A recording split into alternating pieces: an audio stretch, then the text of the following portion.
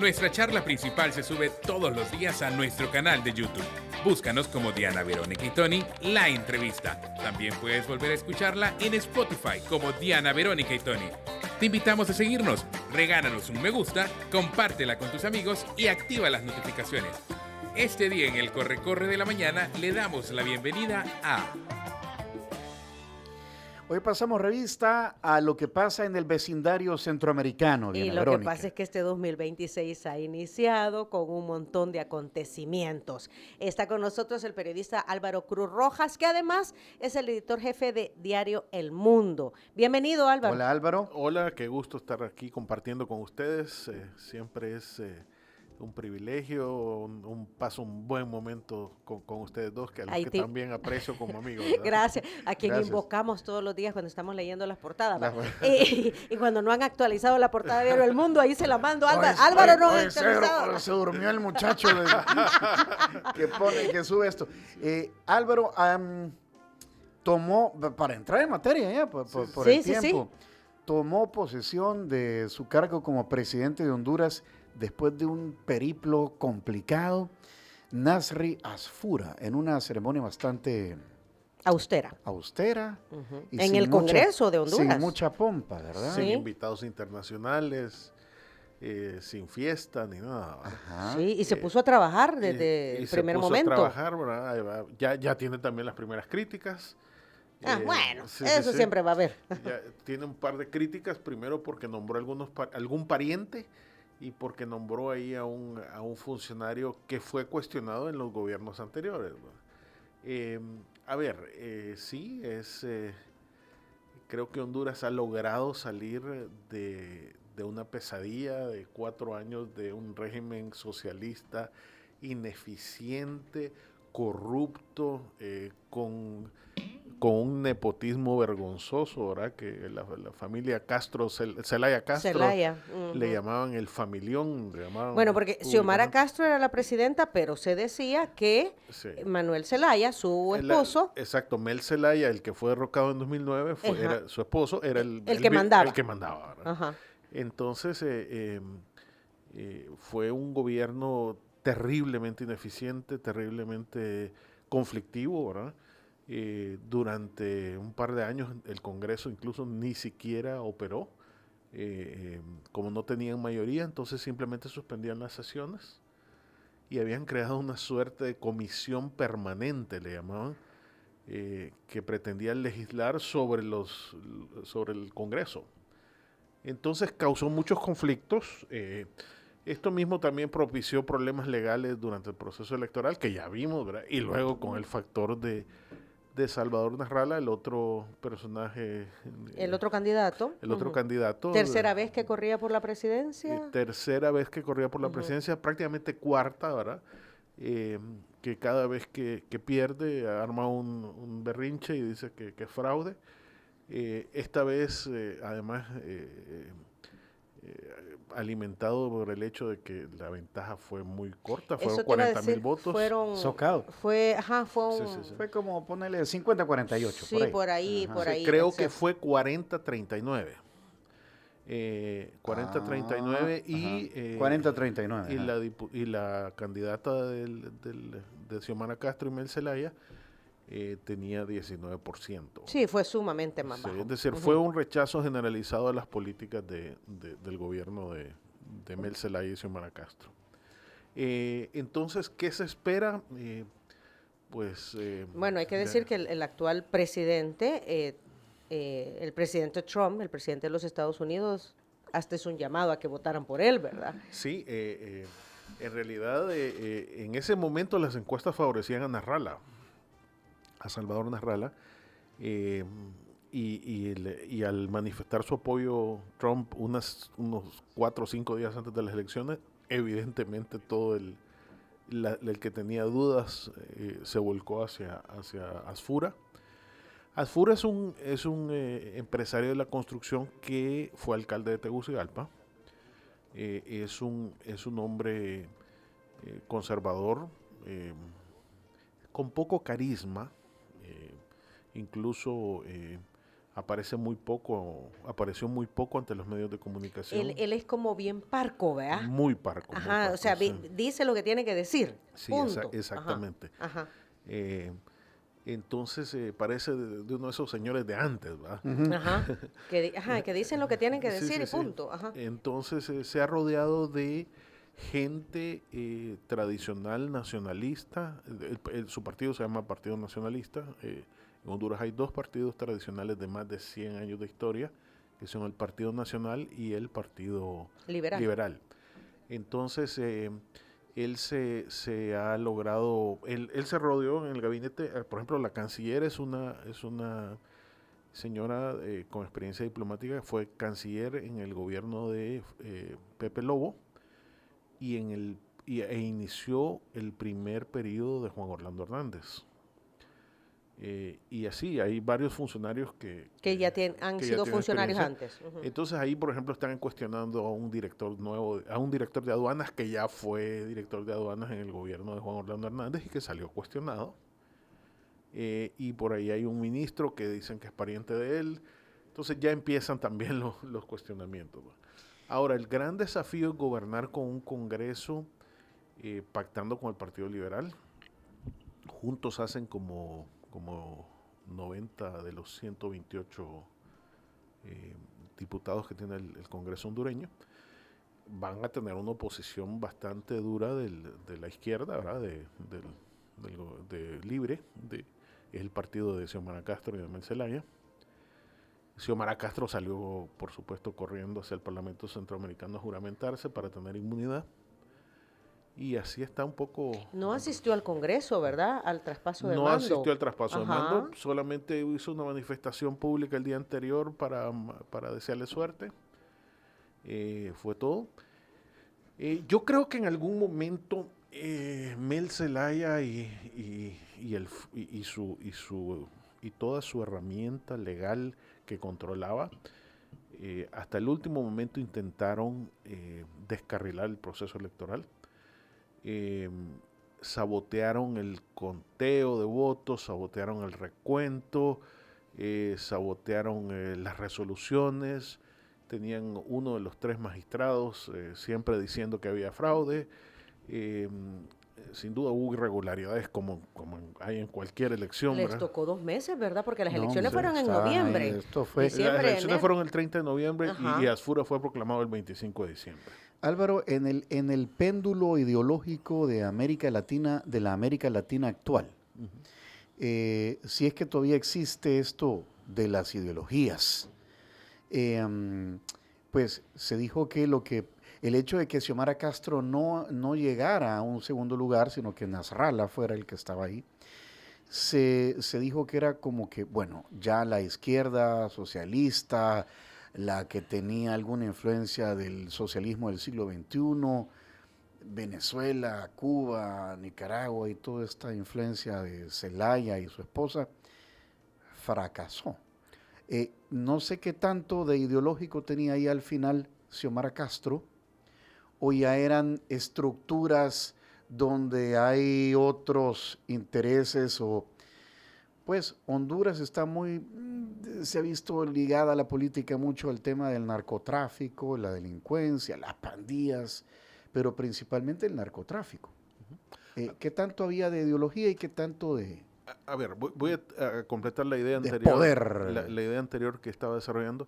Yo creo que Mel Zelaya y todos ellos pretendieron todavía, llegamos al año nuevo pretendiendo manosear el proceso electoral y revertir el triunfo de Asfura.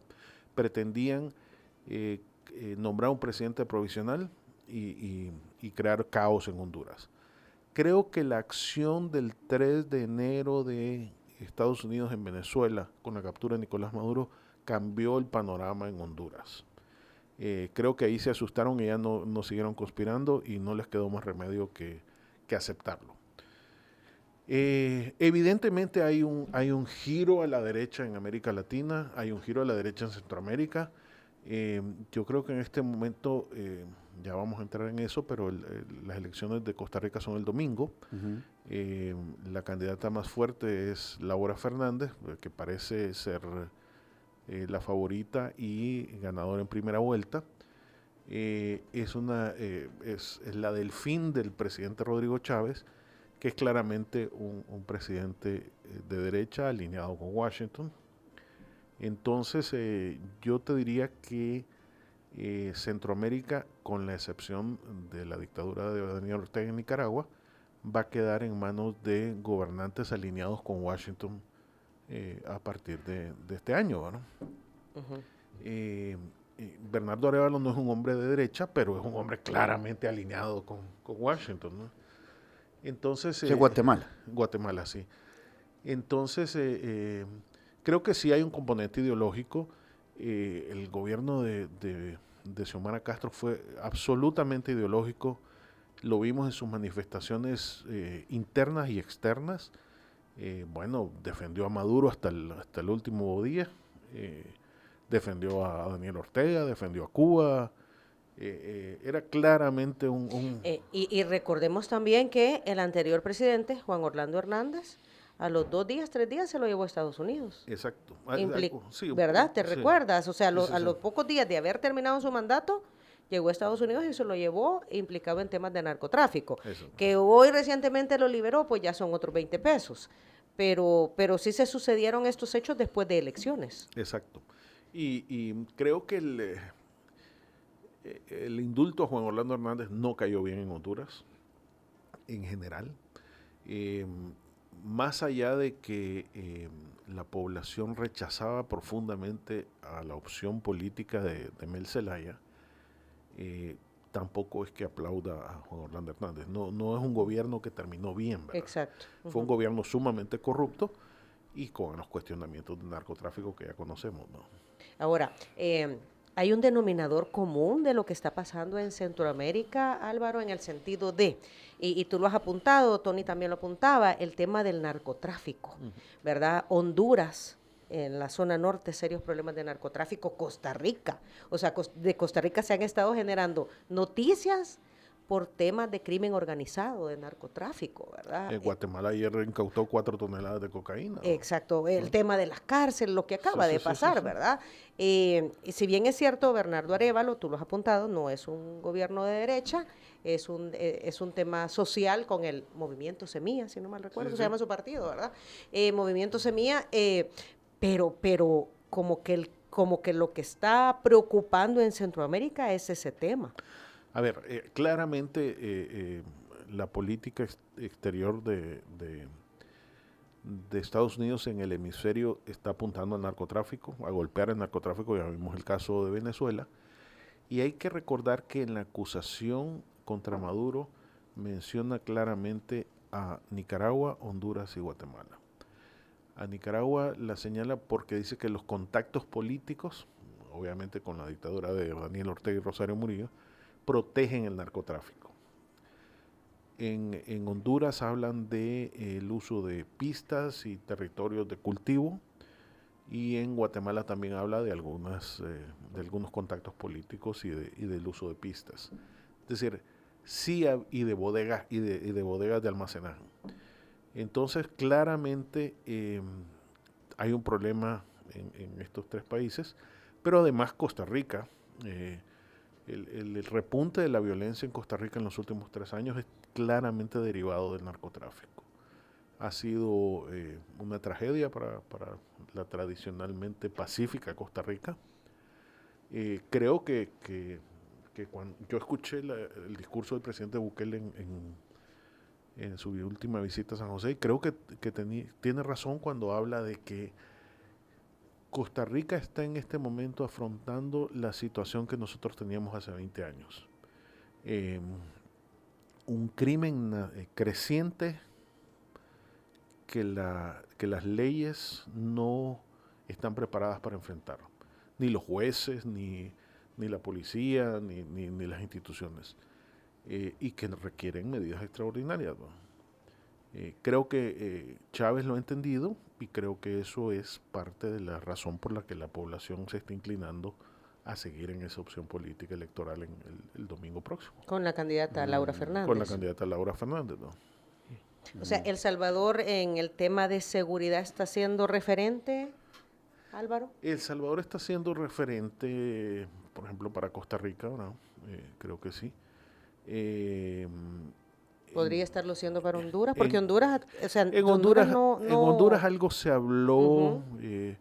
incluso ahí se puso en vigencia un estado de emergencia, un estado de excepción, medio raro. Pero como que la presidenta Xiomara que no pudo, ¿verdad? no funcionó. Ahí Ajá. tienen otros problemas complejos, ¿verdad? La policía y el ejército hondureño tienen profundos problemas de corrupción, históricamente, ¿verdad? Yo creo que todos los que alguna vez hemos pasado el territorio hondureño hemos sufrido desde las mordidas hasta las amenazas de los policías solo por tener una placa extranjera. Yo te escuché decir a ti hace poco en una reunión privada que de las policías centroamericanas, la de Honduras es la que está peor, la policía podrida. Las peores policías de Centroamérica son las de Honduras y Nicaragua. Es decir, son policías absolutamente corruptas, son abusivas, yo no las... Y Fuerzas Armadas también. Y las Fuerzas Armadas también, ¿verdad? Creo que en Honduras todavía hay algunos personajes de las Fuerzas Armadas rescatables, ¿verdad? Un buen porcentaje, diría yo. En el ejército nicaragüense el problema es que es una fuerza pretoriana al servicio de una familia, ¿verdad? Eso ellos no están al servicio de un Estado, sino de una familia gobernante. Uh-huh. Y bueno, ya que como estamos pimponeando entre Honduras y Guatemala principalmente, bueno, Costa Rica también, esto que ocurrió de los 10 policías muertos, esta ofensiva pandilleril en Guatemala, en mayo entiendo que termina el periodo de Consuelo Porras como fiscal general de Guatemala, que ha sido una gran antagonista con Bernardo Arévalo. Y hay todo un sistema judicial y bueno, ahí está bregando contra,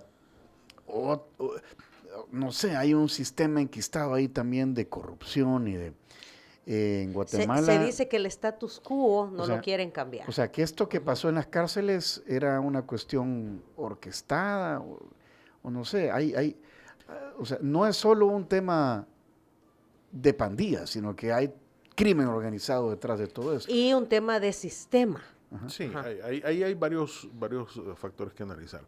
A ver, la matanza de los policías ocurre después de que el gobierno de Bernardo Arévalo les quita los privilegios a los pandilleros en las cárceles. Y hay un jefe de pandillas, en este momento no recuerdo el nombre, pero el alias es el Lobo. El Lobo ha estado preso desde 2012 y esencialmente ha estado viviendo como rey, con aire acondicionado, con internet, etcétera. El colmo es que en las requisas encontraron hasta antenas de internet satelital, ¿no?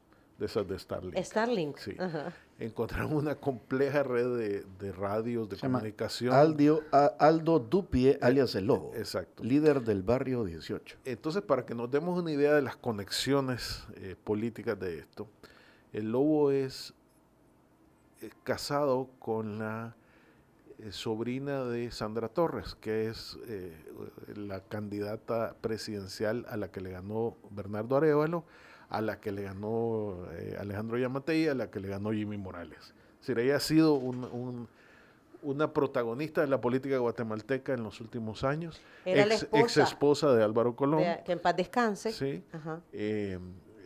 Considerada que se divorció para poder ser candidata, exacto, ¿te recuerdas? Exacto. Ajá. Entonces, ahí están las conexiones políticas. Por otro lado, está el sistema judicial corrupto, lo que le llaman los medios el pacto de corruptos. Esencialmente, Otto Pérez Molina, Jimmy Morales y Alejandro Yamatei, los últimos 3 expresidentes, todos cuestionados fuertemente por corrupción. Y Otto Pérez Molina encarcelado. Encarcelado. Junto con su vicepresidenta. Exacto. Uh-huh. Entonces, los 3 llegaron a un acuerdo para controlar la fiscalía, los tribunales más importantes y otras instituciones del Estado, y eso les ha permitido vivir con una impunidad bastante grande en Guatemala. eso ha sido bastante combatido. En parte esa es la razón por la que gana Arévalo. Sobre todo en el área metropolitana, la gente harta de este sistema. El hastío. El hastío, sí.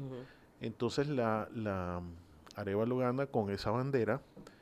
No ha podido destituirla porque hay una ley que dice que da de razones determinadas por qué destituirla, y en el Congreso no tenía los votos. Ahora está el proceso para elegir a los nuevos funcionarios, a ver qué tal les va, ¿no? Ok, ¿para cuándo son ahí las elecciones?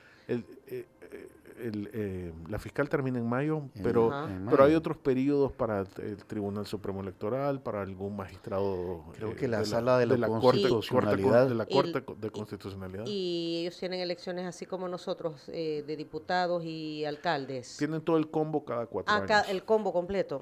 Sí, entonces el presidente acaba de llegar a su segundo año de gobierno, son 4 años el periodo.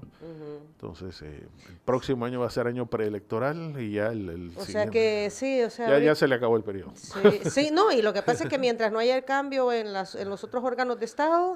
va a ser muy difícil ver. Ahora, el problema de Bernardo Arévalo, por otro lado, él ha sido un...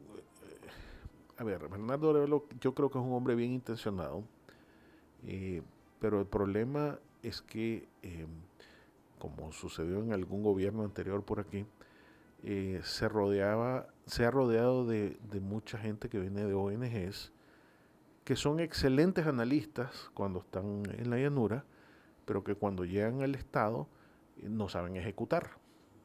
Entonces causa problemas en muchas situaciones, ¿no? Sí, ahí está el de economía. El de Hacienda, el de finanzas. O finanzas, ajá. Finanzas era el presidente del ICEFI, ¿verdad? Ajá, sí. Del Instituto... Pero varios de ellos son las mismas circunstancias. Vaya, esto nos deja, creo yo, pues, la oportunidad de plantear para el siguiente bloque, Álvaro, cómo se está moviendo la política centroamericana con respecto a lo que está pasando con la doctrina Monroe, ¿verdad?, de Donald Trump y Monroe, de América para los americanos, y cómo Donald Trump está, volteando a ver directamente a lo que es su hemisferio occidental, y cómo, digamos, o sea, la política centroamericana camina, pero con un ojo viendo hacia Washington, ¿verdad? Y de lo que allá pueda emanar. Lo cual no es nada nuevo, compañero. Pero ahora es un poco como que más evidente, ¿verdad? Claro. El tema de la migración, ¿verdad? Mejor dicho, de los migrantes que tenemos allá. Nuestro país se adhirió al Consejo de Paz esta semana de Donald Trump. Es importante que no solamente vivamos nuestro día a día aquí con nuestros problemas, vicisitudes y situaciones muy propias de nuestro país, sino que veamos qué está pasando en los países vecinos, porque esas cosas coletean, influyen en nuestro país. Estamos íntimamente ligados por temas de personas, por temas de economía, etcétera, etcétera. Y entonces habías dejado planteado el tema de la influencia de los Estados Unidos en la región centroamericana. Sí, digamos que cada vez más el mundo está pendiente de lo que dice Donald Trump, que en la mañana dice una cosa, en la tarde dice otra, ¿verdad? Pero la incidencia de sus decisiones, ahora más que nunca, es manifiesta en nuestra localidad, ¿verdad? En nuestro día a día. ¿Cómo está incidiendo, digamos, en Centroamérica lo que está pasando en Estados Unidos? Yo creo que la política exterior de Estados Unidos hacia la región se definió en un documento que se divulgó a finales de 2025 sobre su la Estrategia Nacional de Seguridad. Claramente reaviva la histórica doctrina Monroe de América para los americanos, que en esencia es, esta es mi área de influencia y no quiero potencias extranjeras aquí.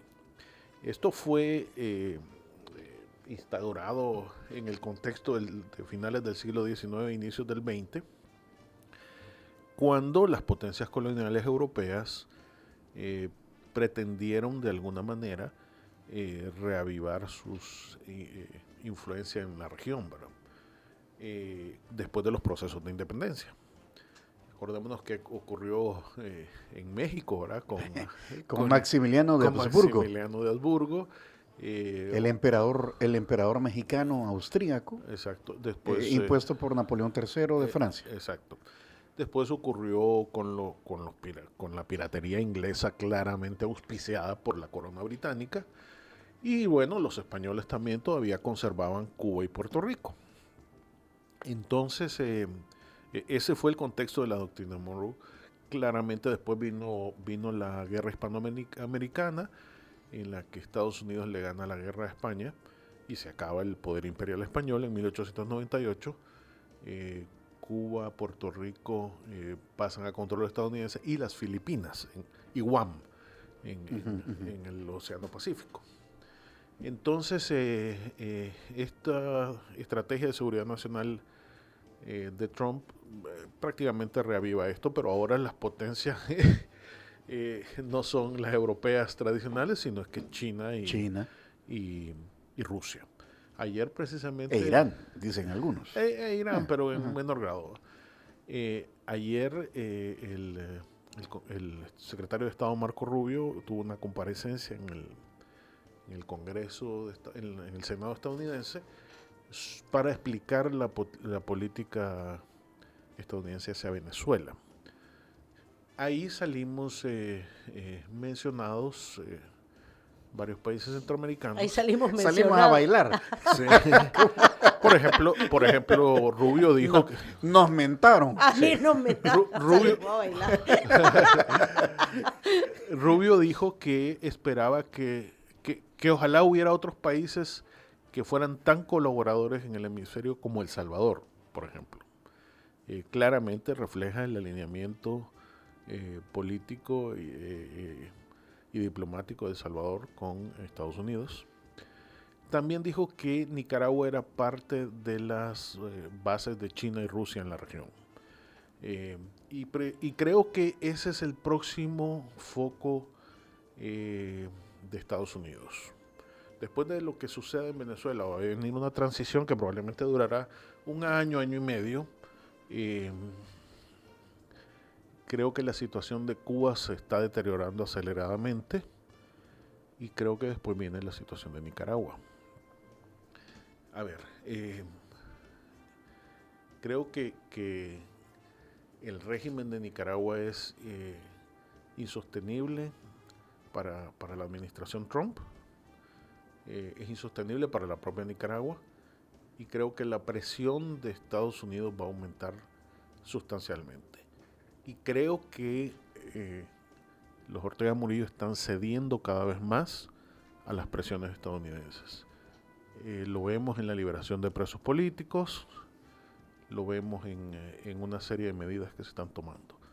Hay presiones sobre, por ejemplo, hacer elecciones libres en 2027. El otro año. Sí. Vimos un régimen totalmente paranoico que expulsó al embajador de España el fin de semana. Entonces está quemando puentes por todos lados y hay que dejar claro que por mucho que haya abrazos y fotos, ni Rusia ni China meten la mano por sus aliados, ¿no? Lo vimos en Venezuela. Si no metieron la mano por un aliado que les daba petróleo, mucho menos van a meter las manos por un aliado que solo les da discursos y comunicados como la dictadura de los Ortega Murillo en Nicaragua. Álvaro, nos quedan 10 minutos de entrevista. El mundo está cambiando frente a nuestros ojos. Ya no hay un solo hegemón, ahora está China, está Rusia, están los BRICS, la Unión Europea ha quedado ahí como suelta, desamparada, viendo a qué sombra se cobija. Está muriendo el mundo digamos una organización del mundo como la conocemos y está surgiendo otra y en medio, en lo que no termina de morir una y nace la otra, hay una situación convulsa donde se va a terminar acomodando todo en áreas de influencia. Estados Unidos en el hemisferio occidental, el sudeste asiático, China y Rusia, pues ahí pues un poquito Europa del Este. Así va a terminar. ¿Se han repartido el mundo? Es la pregunta. Mira, lo que pasa es que, a ver, Europa tenía como aliado a Estados Unidos, ¿verdad? Pero y Estados Unidos le jaló el mantel. Le dijo, no, es que cuando me conviene. Es que es así de absurdo. Ajá. A ver, la primera cosa que yo creo que sí, que está sucediendo un cambio del orden mundial sumamente profundo, que no... yo escuché a una persona, no un personaje público, una persona amiga mía decir hace unos días, qué feo se está poniendo el mundo. Y sí, ciertamente, Trump a veces tiene unas expresiones en las que uno empieza a pensar, este no es el Estados Unidos que uno admiraba. Es decir, no es el paladín de la libertad, no es el amigo confiable, te puede cambiar de aliado histórico por un capricho de la noche a la mañana. Yo creo que los europeos se están planteando eso, ¿no? Pero y encima yo sigo pensando que China no es un aliado de confiar, no es un aliado fiable. Donde ha pasado China ha causado problemas de deuda, ha causado problemas de depredación ambiental, como está sucediendo en Nicaragua con la minería, como está sucediendo con el endeudamiento en Nicaragua, como sucedió en Sri Lanka, como sucedió en Camboya, como sucedió en Nepal, como sucede en toda África. Y luego Rusia es un poder pernicioso, afortunadamente débil económicamente por la guerra. Pero sí, hay que esperar qué pasa después de los 3 años que le quedan a Trump, porque puede ser que Estados Unidos corrija esa política después de Trump. Durante. Yo pensaría, yo recomiendo a todos las personas con las que hablamos de este tema, que desgraciadamente en el foro de Davos, del Foro Económico Mundial que sucedió la semana pasada, hubo mucho ruido por Trump y por Groenlandia y por todas esas cosas, y pasó casi desapercibido el discurso del primer ministro de Canadá. Mark Carney dio un discurso genial que responde todas las dudas que acabas de expresarme. En esencia dice que sí, que el orden económico, que el orden mundial se acabó tal como lo conocemos, y que los países que quedamos en el medio de estas 3 potencias que se están peleando el mundo, tenemos que protegernos entre nosotros, porque la actitud depredadora de los 3 nos puede dañar. Dijo algo así como, es mejor estar a la mesa, sí, ¿verdad? Porque en el menú. Que convertirte en el menú de los que están en la mesa. Entonces yo recomiendo a todo aquel que le guste la política internacional que se busque en internet el discurso de Mark Carney en el foro de Davos. Hay incluso versiones traducidas en español. Es para que entienda lo que está pasando. Es el mejor discurso que yo he visto y la mejor explicación que yo he visto en todos estos años. Y en ese tropel de los caballos, ¿verdad? Van ahí en el tropel. Nuestro país está, bueno, no sé si lo que ocurrió esta semana con la adhesión al Foro de Paz de Donald Trump implica pues obviamente que está El Salvador bien alineado. Las palabras que tú acabas de mencionar de Marco Rubio ayer ante su comparecencia hablan de que El Salvador está encaminado, alineado, bien enfocado. Sí, claramente, ¿verdad? En esa vía. Absolutamente. A ver, la diplomacia y las afinidades de política exterior no solo son porque te cae bien o porque te gusta cómo juegan fútbol o béisbol los países, están motivadas por intereses sobre todo, ¿verdad? Por lazos. Entonces, evidentemente, si Estados Unidos es nuestro principal socio comercial, el que nos compra la mayoría de nuestros productos, del que importamos la mayoría de nuestros productos, del que tenemos una relación histórica del que tenemos al menos 3 millones de ciudadanos allá. Tenemos una importante población que se asimiló en Estados Unidos y que también ahora quiere invertir aquí. Tenemos muchos estadounidenses, cada vez un número creciente de estadounidenses residiendo aquí por diferentes razones. Primero por el clima, por la playa, etcétera, pero también porque ha mejorado la seguridad y porque, por ejemplo, algunos vienen atraídos por el tema del Bitcoin, otros por razones de salud, etcétera. Entonces, claramente, cuando llega la hora de sopesar este tipo de situaciones a nivel internacional, yo creo que Estados Unidos es evidentemente el número uno en nuestra visión de política exterior, ¿no? O sea, lo que tú dices es que hay tantas relaciones económicas, sociales, etcétera, ¿verdad? Que nos convienen, hablemoslo así de claro, ¿verdad? Sí. Bueno, el incremento de remesas representan que el 20% del Producto Interno Bruto, ¿verdad? Por ahí anda. Sí, sí, más de 25. 25%, o sea, hay intereses económicos importantes también, ¿verdad? Exactamente. Y eso hace que estemos, como decía Tony, alineados con muchas de las decisiones que se están tomando de Estados Unidos. Ahora, ¿cómo se llama, Tony? Esto que nos acabamos de adherir. La Junta de Paz. La Junta de Paz. ¿Qué es eso? Es un síntoma de saneamiento. La Junta de Paz creada por el presidente Trump es un grupo de países que buscan crear una propuesta de paz para reconstruir Gaza después de la guerra entre Israel y Hamas. No tengo claro exactamente cuál va a ser nuestro papel ahí, pero evidentemente que estemos ahí también un reconocimiento internacional. Es adherirnos, ¿verdad? A la política, porque es una iniciativa de Estados Unidos. Sí, formar parte de ese club costaba $1,000 millones. No necesariamente.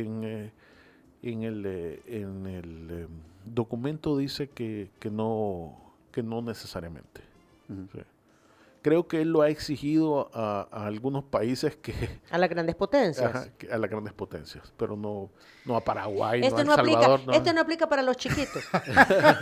Mira, Álvaro, y por otro lado estamos viendo también que el fin de lo que se conoce como el multilateralismo y los organismos internacionales, o sea, la ONU, ¿de qué sirve? La OTAN, ¿de qué sirve? ¿De qué sirve la OEA? A ver, ¿se está dinamitando todo eso? Se salió de la Organización Mundial de la Salud. Yo creo que hace rato que se ha venido dinamitando, no solo por Estados Unidos, es decir, hay muchos gobiernos autoritarios que también lo han dinamitado. Esa es una cosa graciosa que sucedió ahorita con lo de Maduro. Resulta que cuando llegaron y vieron lo que había pasado con Maduro, el régimen venezolano quiso hacer denuncias internacionales. Pero si nos salimos de la OEA, si nos salimos de la Comisión Interamericana de Derechos Humanos, si nos salimos... Porque no querían las críticas, pero a la hora de verse afectados, querían recurrir a ellos. Por eso es importante siempre mantenerse en los organismos internacionales. Pero sí, creo que las Naciones Unidas requieren una profunda reforma, porque las Naciones Unidas ya no pueden seguir operando con las motivaciones que se fundaron después de la Segunda Guerra Mundial. Ajá, sí. Ajá. Y hoy no tiene mayor incidencia. Cada vez menor, ¿va? Exacto. Bueno, son las 9 de la mañana en punto, nos pasamos unos minutos. Álvaro, este tema es así que es para una plática de amigos, ¿verdad? Sí.